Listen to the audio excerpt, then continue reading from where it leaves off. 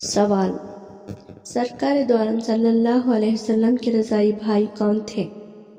حضرت عمر رضی اللہ تعالیٰ عنہ، حضرت حمزہ رضی اللہ تعالیٰ عنہ، حضرت عثمان رضی اللہ تعالیٰ عنہ، حضرت خالد بن ولید رضی اللہ تعالیٰ عنہ۔ جواب ہے حضرت حمزہ رضی اللہ تعالیٰ عنہ۔ سوال: حضرت بلال رضی اللہ تعالیٰ عنہ کس بات کے مشہور ہیں؟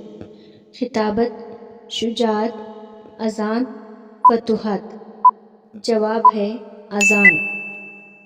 قرآن میں کس سورت کو سورۃ النساء الصغریٰ کہا جاتا ہے؟